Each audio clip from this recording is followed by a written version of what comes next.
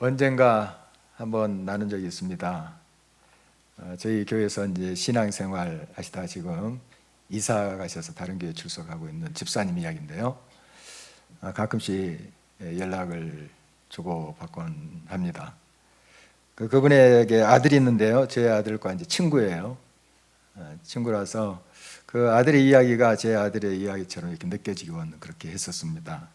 그런데 지금 아주 훌륭한 아기 아빠가 되어 있고요.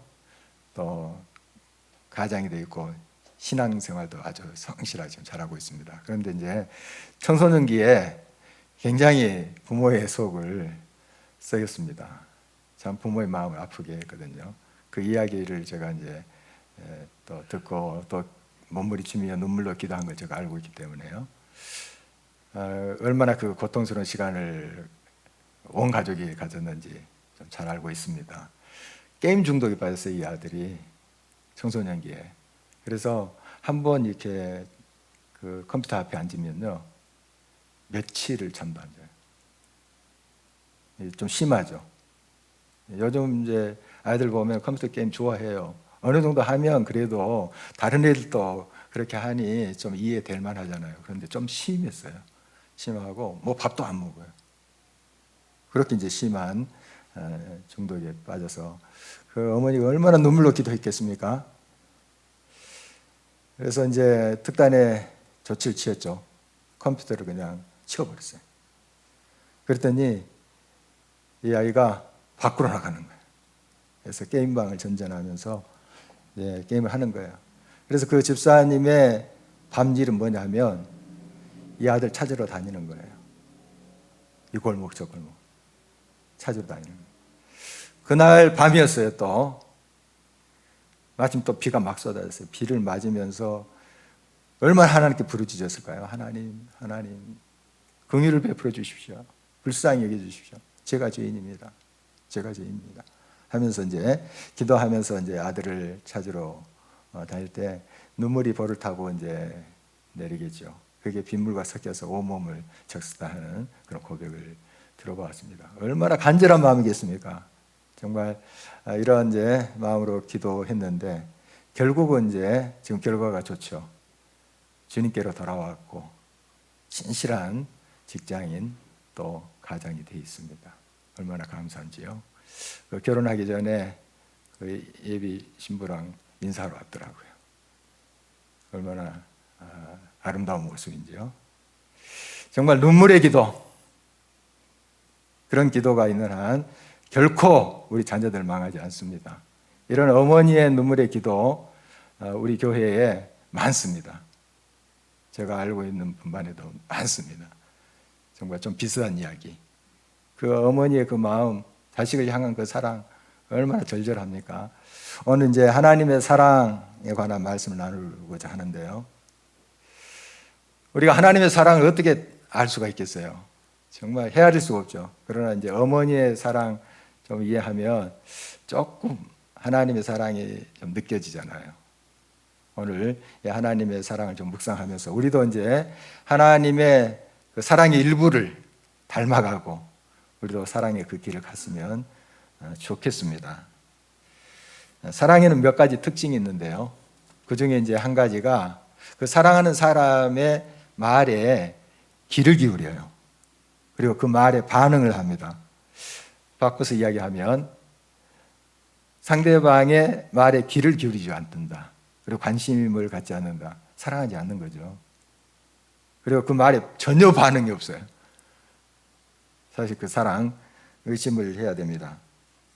우리 예수님께서는 육신을 입고 이 땅에 사랑과 같이 오셨어요. 그래서 성부 하나님께 늘 기도하는 모습 복음서에서 발견할 수가 있습니다. 하나님과 동등하신 삼일체 하나님이신데 우리와 같이 육신으로 오셨기 때문에 그런 모습으로 하나님께 나가서 기도하는 모습입니다. 언제나 이제 성부 하나님의 말씀을 들으세요. 듣고 그대로 행하십니다. 반응을 하세요. 그 예수님 모습 볼 수 있어요. 이 땅에 예수님께서 우리를 구하시기 위해서 오신 것도 그 아버지 하나님의 말씀에 따라서 오신 거예요. 우리 하나님께서 아들 독생자를 보내셨다 이런 표현을 하잖아요. 성경에서 말씀하셨기 때문에 가라, 저 영혼들을 구원해라, 보내셨기 때문에 오신 거예요. 순종하신 거죠. 순종하셨습니다. 그래서 성부 하나님께 항상 예 하셨어요. 아니요 한 적이 없어요. 심지어 십자가를 좀 피하고 싶은 그런 마음도 있으셨어요. 얼마나 고통스럽습니까? 육신으로 와서 그걸 다 짊어지고 그 고통을 이겨내야 되잖아요. 그래서 이 잔을, 이 고난의 잔을 좀 피하게 해주십시오. 그런 기도를 드리신 적이 있어요. 그러나 나의 원대로 마옵시고 아버지의 원대로 하옵소서 하고 순종한 우리 예수님 모습을 보게 됩니다. 그렇습니다. 사랑은 구체적으로 어떻게 나타나냐면 그 대상의 말에 귀를 기울이는 것, 그리고 그 말에 반응하는 것으로 드러납니다. 23절 말씀 보실까요? 예수께서 대답하여 이르시되 사람이 나를 사랑하면 내 말을 지키리니 내 아버지께서 그를 사랑하실 것이요 우리가 그에게 가서 거처를 그와 함께 하리라. 하나님을 사랑하면서 하나님의 말씀을 순종하지 않는다, 그 말씀에 반응을 하지 않는다 하면 그 하나님을 사랑한다는 그 말은 거짓말이에요. 사랑하면 그 말을 따라요. 그 말을 자세히 들으려고 하고 어떤 뜻인지 어떤 의도인지 귀를 기울입니다. 사랑하면. 사랑과의 관계 속에도 마찬가지예요. 그래서 사랑한다면 무슨 말인가, 저게 무슨 의도지? 하고 귀를 기울이게 돼 있어요. 사랑하면. 그러니까 이제 사랑하면 보인다, 사랑하면 들린다 하는 그 뜻이 그거예요. 사랑하면 들리게 돼 있거든요. 보이게 돼 있어요. 관심이 있으니까.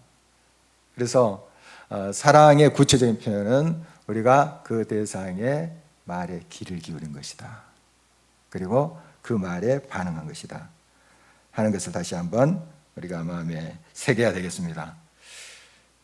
우리가 사랑한다고 하면서 귀를 기울이지 않는 것은 그건 바로 자기 식대로 사랑하는 것이죠. 진정한 사랑이 아니에요. 이건 자기의 이기적인 욕망을 따르는 것이죠. 그래서 자기가 계산했던 수가 틀리면 사랑만은 않겠어요 하고 분명을 하죠. 성부 하나님의 말씀에 따라서 예수님이 이 땅에 오셨습니다. 가진 수치와 고난을 당하시고 결국 십자가에 죽으셨어요. 누구를 위해서요? 저와 여러분들을 위해서 그랬습니다. 우리가 의로운 일을 행하고 착한 행실을 했기 때문이 아니에요. 우리가 죄인 되었을 때, 하나님 죄를 굉장히 미워하시거든요. 죄인 되었을 때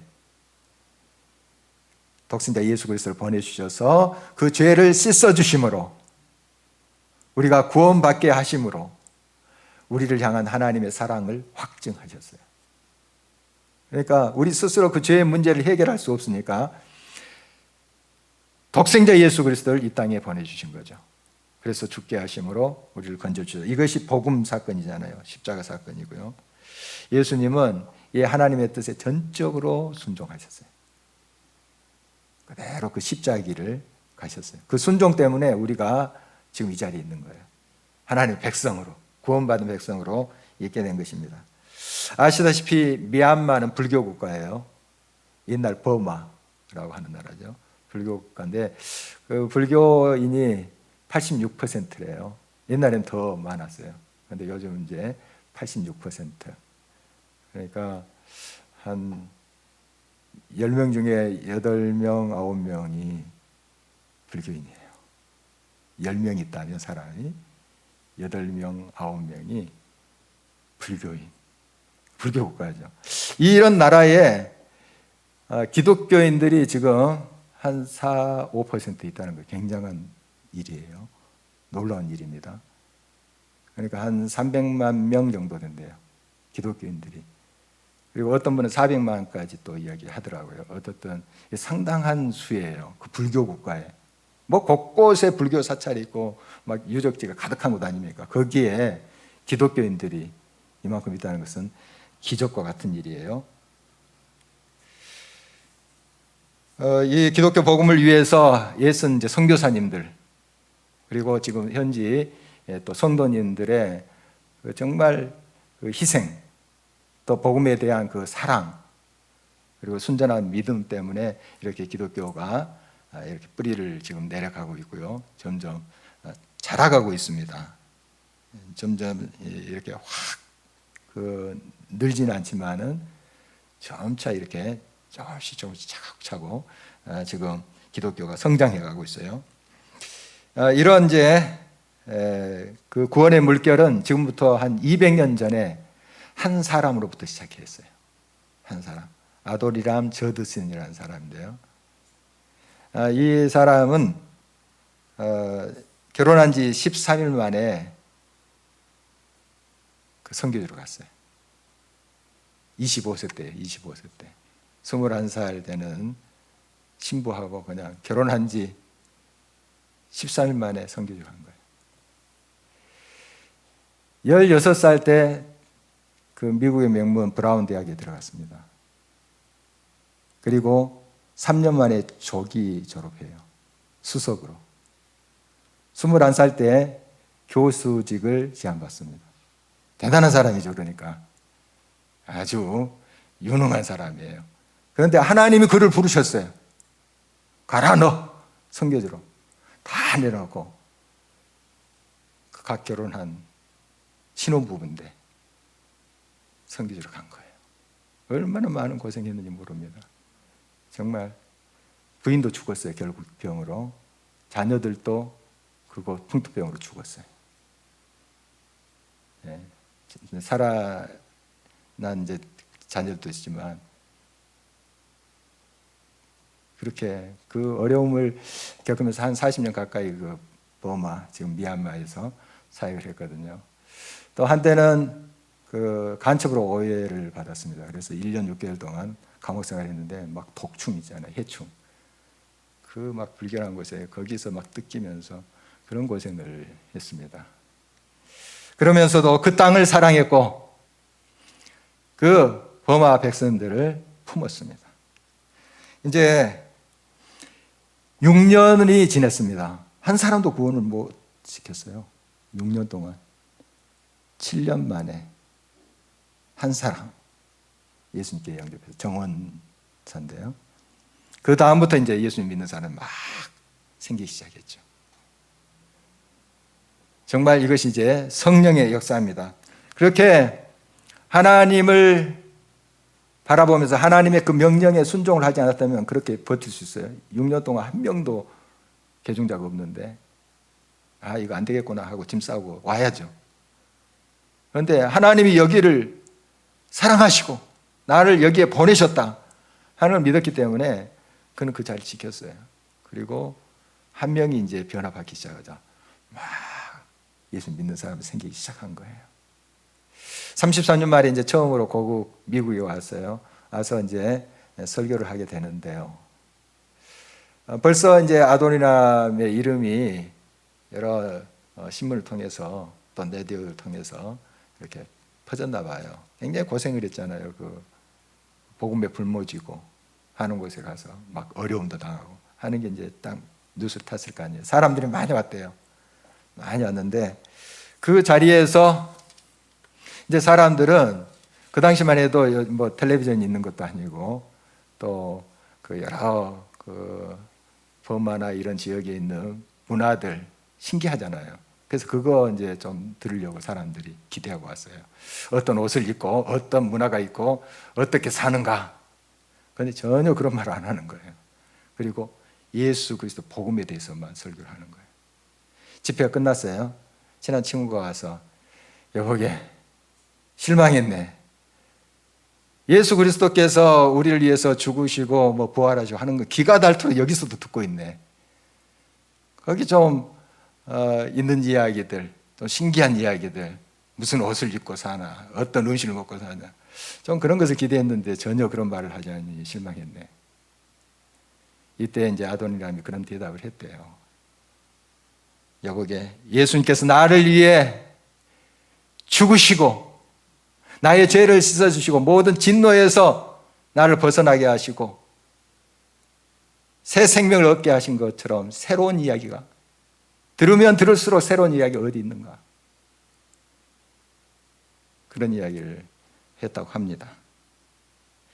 노년에 다시 이제 미국을 방문했는데요, 버스턴에서 있었던 이야기라고 해요. 정말 기력이 세해서 이 단상을 자기 힘으로 못 올라갔대요. 이제 부축해서 올라갔는데 서 있지도 못하니까 의자에 앉아서 이제 또 설교를 하게 되는데, 너무 이제 몸이 쇠하니까 이 해중석에서 그 소리가 잘 들리지 않았대요. 뭐라고 이 아도니람이 이야기를 하는데, 이 노년인 아도니람 이야기하는데 잘 들리지가 않았대요. 그런데 시간이 조금 지나자 해중석에서 울기 시작해요. 성도들이 울기 시작해요. 그리고 함께 막 기도하는 겁니다. 그 자리에 21명의 청년들이 버마 선교사로 헌신을 하게 됐대요.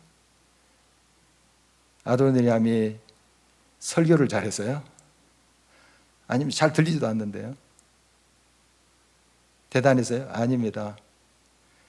그를 통해서 성령이 역사하신 거예요. 성령이 역사하신 거예요. 바로 성령의 역사는 이렇게 되는 겁니다. 하나님의 일은 성령의 역사예요. 우리의 능과 힘이 아닙니다. 하나님의 능으로 되는 거예요. 하나님의 성령으로 되는 거예요. 그가 전적으로 하나님의 음성에, 명령에 귀를 기울이고 그것에 반응하자 성령이 그를 통해서 역사하신 거예요. 하나님의 그 사랑, 또 하나의 특징은 그 가장 좋은 것을 주셔요. 가장 좋은 거. 우리 사랑과의 관계에서도 그래요. 사랑하는 사람에게 내가 줄 수 있으면, 능력이 되면 가장 좋은 걸 주고 싶어 해요. 자녀들, 우리 사랑하잖아요. 내가 능력이 있으면 주고 싶은 그 최고의 것을 주고 싶어 하는 게 부모의 마음이죠. 여러분, 세상에서 가장 귀한 선물이 무엇일까요? 오늘 본문 26절을 주목하십니다. 보혜사 곧 아버지께서 내 이름으로 보내실 성령, 그가 너에게 모든 것을 가르치고 내가 너에게 말한 모든 것을 생각나게 하리라. 마태복음 7장 7절에서 11절 보면 예수님께서 구하라, 그러면 주실 것, 찾으라, 찾을 것이, 문을 두드리라, 열릴 것이니라, 이렇게 말씀하시고, 이제 악한 그 아버지라 할지라도 자식이 떡을 달라면 돌을 주겠느냐, 생선을 달라면 뱀을 주겠느냐, 악한 아버지라도 자식에게는 좋은 걸 주려고 한다. 하물며 너 이 하늘 아버지가 가장 좋은 것을 주지 않겠느냐, 좋은 것을 주시지 않겠느냐. 좋은 것을 주시는 그 하나님이시죠. 그래서 이제 생명도 주시고 하신 거잖아요. 가장 좋은 것을 주시기를 지금도 원하세요, 하나님은. 자, 그게 뭘까? 좋은 것을 주신다. 그게 누가복음 11장 13절에는 성령이라고 밝히고 있습니다. 성령, 그 좋은 것, 하나님께서 우리들에게 좋은 것을 주시기를 원하시는데 그게 성령이다, 이렇게 말하고 있는 것입니다. 십자가의 길을 곧 걸으실 예수님께서는 제자들에게 이 성령을 약속하셨어요. 내가 아버지께로 이제 돌아간다, 이건 죽은다 하는 뜻이거든요. 그러면 내가 성령을 보내리라. 그러면 성령이 너에게 임하면 너희가 내가 하는 일과 같은 일도 할 것이고 내가 하고 있는 이 일보다 더 큰 일도 하리라. 굉장히 놀라운 말씀을 예수님께서 제자들에게 하셨거든요. 아니, 예수님보다 더 큰 일을 한다고요? 제자들이 그만큼 능력이 있었어요? 아닙니다. 성령께서 그렇게 역사하시겠다는 거예요. 제자들 속에 성령이 역사하셔서 굉장한 일을 일으키리라, 이렇게 약속을 하시는 것을 보게 됩니다. 이 성령은 그리스도의 영이에요. 그리스도의 영. 영이란 것은 이제 히브리어로 루아흐라고 하고요, 헬라어로는 이제 퓨누마라고 하는데 많이 여러분 들을 거예요. 숨이란 뜻이에요. 숨, 호흡. 다른 말로 생명. 성령, 생명을 말하는 거예요. 생명입니다. 이 생명을 주는 숨이 들어갈 때 생명이 사는 거잖아요. 숨이 끊어지면 죽는 거예요. 영원한 생명 어떻게 가능한가? 이 성령이, 이 숨이 들어와야지 영원한 생명이 되는 거예요. 그래서 영생을 얻었다는 것은 성령이 내게 왔다는 뜻입니다. 그 생명이, 숨이, 호흡이 내게 왔다는 거예요. 내게 있다는 거예요. 그러니까 영생하는 거죠. 얼마나 놀라운 것입니까? 성령이 우리 안에 계신다 하는 것, 그리스도의 영, 그 호흡, 숨이 내게 있다는 거 얼마나 큰 복인지 몰라요.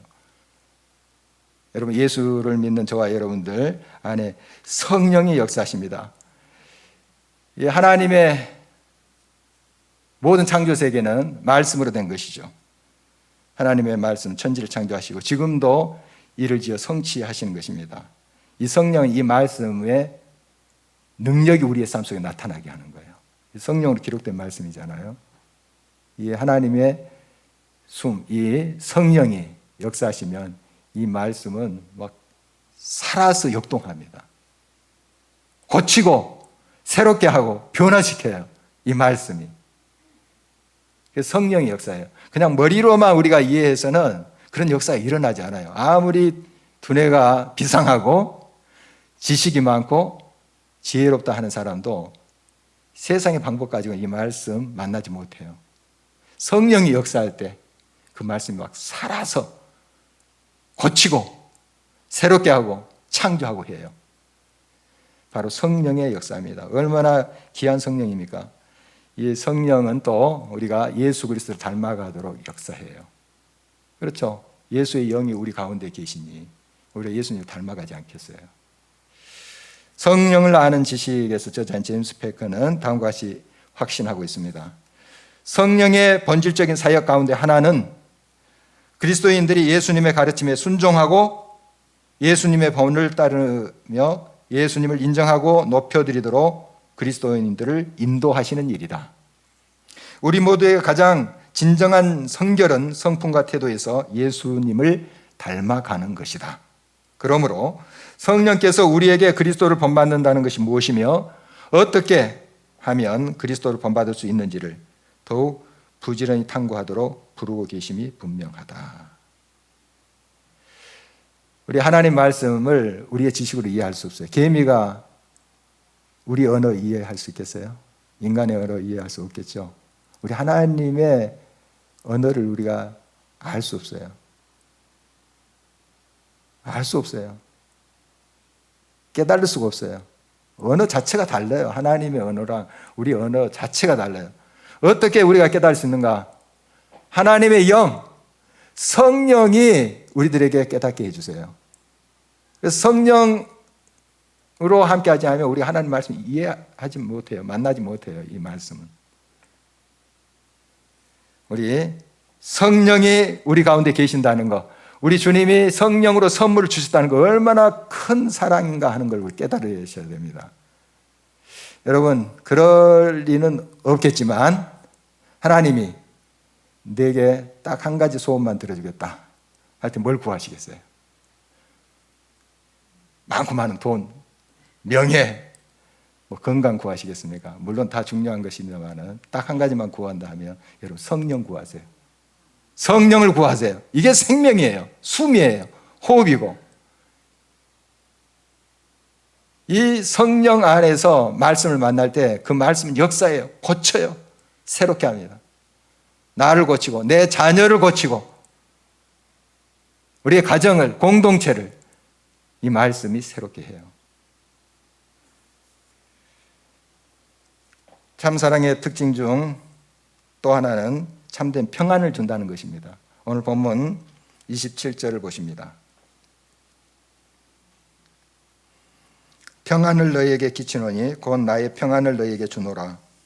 내가 너희에게 주는 것은 세상이 주는 것과 같지 아니하니라. 너희는 마음에 근심하지도 말고 두려워하지도 말라. 요한 4장 18절 보면 사랑에는 두려움이 없대요.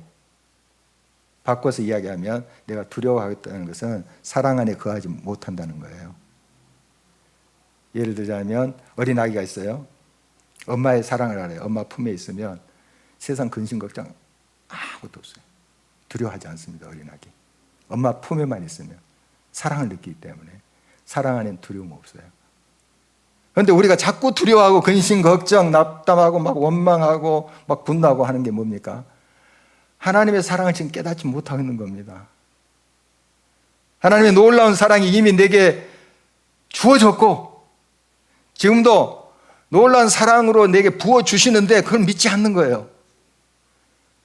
하나님의 놀라운 사랑이 내 삶 속에 들어오면 내가 지금 빈들에 있거나 아골짝 빈들에 있거나 평안이 있어요. 하나님의 품에 있기 때문에 하나님이 나와 함께 하시기 때문에 우리 주님은 우리를 지금도 끝없이 사랑하십니다. 그리고 세상이 줄 수도 없고 알 수도 없는 그 평안을 우리들에게 선물해 주십니다. 늘 주의 날개 아래 거하시기 바랍니다. 주님의 품에 늘 거하시고 주님의 사랑을 느끼시기 바랍니다. 사랑은 평안을 선물로 주십니다. 사순절 5번째 주일을 맞이하는 우리 다시 한번 우리 참사랑이 되시는 하나님을 깊이 묵상했으면 좋겠습니다. 만났으면 좋겠어요. 특별히 이제 내일부터 2주간 새벽 기도가 있잖아요. 특별 새벽 기도. 우리가 특별해지자는 거죠. 특별하신 그 주님은 항상 특별하세요. 우리가 결단하면서 주님 앞에 나가서 주님, 진정한 그 참 사랑이신 주님을 언제 만나고 싶습니다. 내가 주님을 사랑합니다. 주의 말씀에 더 귀를 기울이며 그 말씀에 적극적으로 기쁨으로 반응하게 해주십시오. 주님, 성령을 내게 더 충만히 부어주십시오. 이미 부어주신 그 성령이 내게 충만하게 해주십시오. 이 숨결이 생명이 내 삶 속에 가득하게 해주십시오. 그래서 내 심령을 거치고 내 육체를 거치고 나의 모든 가치관을 새롭게 해주십시오. 그 주님을 꼭 만나시기 바랍니다. 그리고 주님의 사랑 속에 참된 평안을 위해서 기도하시기 바랍니다. 어떤 상황이 되든 주님께서는 그 평안으로 함께 하십니다. 여러분의 삶 속에 함께 하신 그 주님을 인격적으로 만나는 시간들이 됐으면 좋겠습니다. 언제나 들어도 새로운 주님의 그 참사랑 이야기 늘 기쁨으로 여러분 귀를 기울이시기 바랍니다. 정말 이 새로운 말씀이에요. 우리를 새롭게 창조하세요. 이 복음, 나를 위해서 십자가에 돌아가시고 나를 위해서 지금도 온갖 좋은 것을 주시기를 원하시는 분, 그 영, 숨, 호흡, 생명이 내게 주어졌음을 우리가 감사하면서 찬양하면서 참된 평안 속에 거함으로 참사랑의 이야기에 우리 주님과 함께 주인공이 되시기를 주의 이름으로 축원합니다.